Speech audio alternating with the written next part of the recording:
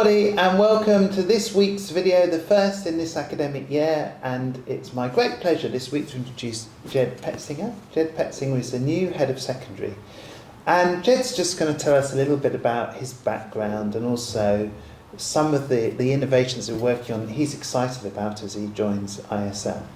So Jed, tell us a little bit about your background and what brought you to ISL. Okay, so first and foremost, I was interested in ISL based on sort of the reputation it has around its international community. That I've been working in local international schools for the past 10 years, but at times it's maybe not as international as one would like it to be, whereas ISL has always had... Just to say so people know, you've worked in two ACS schools, as in Hillingdon and Egham. Yes, that's correct. And a great experience there, but one of the things that I've been looking for is a place that really values the home language. For those that don't know, my family is a blend of, I'm American and my wife is German, and so it's really important to us that the boys develop both languages. And so just hearing about a school that really values that, I could see that would be a place that I would want to be a part of. So that really piqued my interest in pursuing this role at ISL, is knowing the value that the school puts on that.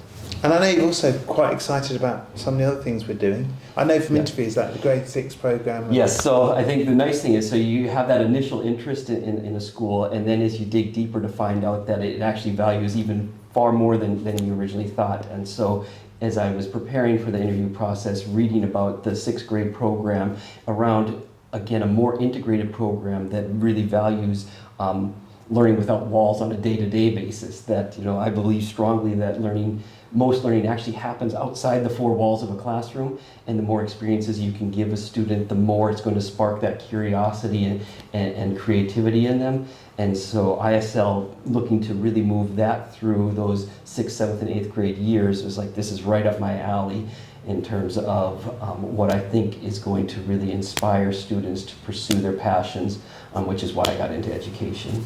Yeah, just say we're going to come back to the Grade 6 program, but there's been some really good innovations this year in the Grade 6 program. One example is we've made contact with a local author who wrote a very successful book around Kew Bridge. She's coming in, going to work with Kew Garden, sorry. She's coming in, she's going to work with students and they're going to go to Kew Garden. So that whole experiential of, okay, this is where this book is written and this is local, and linking it in a real way to London. There's a lot of really good work around that.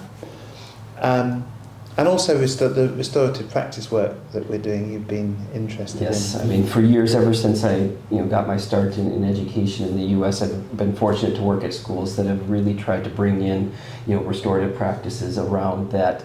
I guess the research will say that if you're just suspending and expelling students, that it just doesn't create the community you want, and it ultimately does not help the students change their pathways. Whereas when you really dig down to where's the heart of the issue and look to restore whatever damage is done, when something happens, that there's real impact in terms of changing the trajectory for everybody, that the person that something's happened to very much gets to have their voice heard in the process, as well as the person that maybe's made the mistake, as most young people at some point will, understands that moment isn't going to define them, and that people help them to restore whatever damage is done. And then on the day-to-day, when we're looking at restorative practices, that relationships are at the heart of all learning. And that's very much core of who I am, that I think the value of a smile is hugely underestimated in society, that just to have a smiling, friendly interaction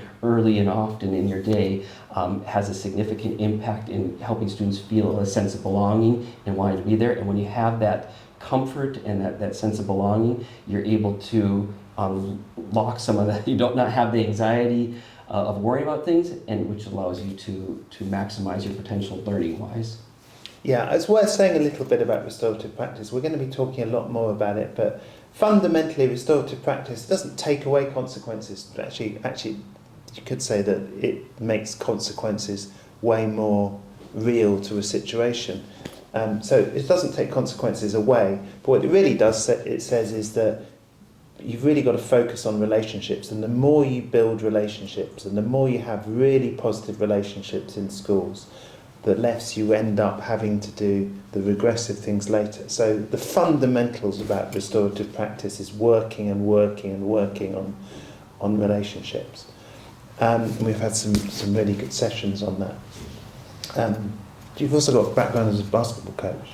Yes, I love sport. So anything competitive from a young age. I've always loved, basketball, American football, baseball. I've grown into, loving football or soccer, as I grew up calling it.